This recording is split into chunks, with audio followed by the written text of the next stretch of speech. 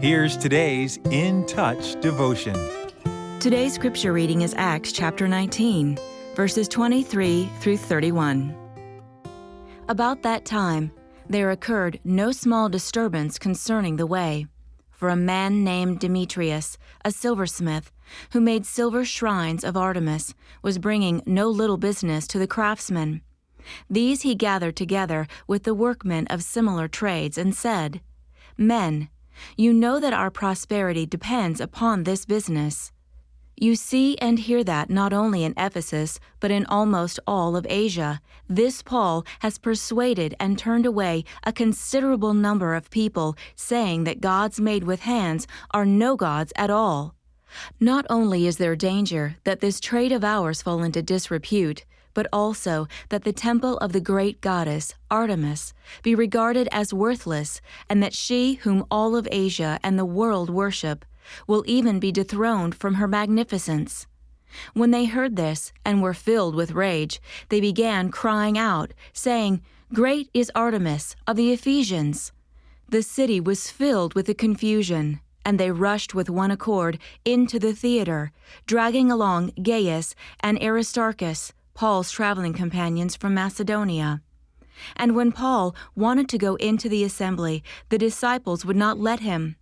Also, some of the Asiarchs who were friends of his sent to him and repeatedly urged him not to venture into the theater. It's wonderful to celebrate with others, sharing in the happiness of those we care about. But true partnership reveals itself in times of both rejoicing and challenge. In the book of Acts, Paul is the most prominent apostle, but there were also others who traveled with him, faithful companions who deserve our attention. One example is Aristarchus. He's at a riot in Ephesus where he's dragged into the theater alongside Paul. Later, he boards a ship with Paul, who is a prisoner bound for Rome. They suffer together through a storm and shipwreck. The final times he's mentioned, we see him as Paul's fellow prisoner and co-worker. Aristarchus didn't show up only for Paul's successful moments.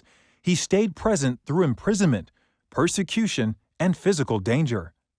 His faithfulness reminds us that genuine partnership is tested and proven in difficult seasons.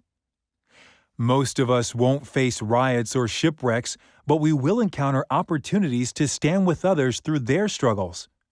A friend facing illness, a church going through transition, a ministry that becomes demanding. These moments reveal how deep our commitment runs. Genuine partnership means always staying faithful, whether in celebration or in crisis.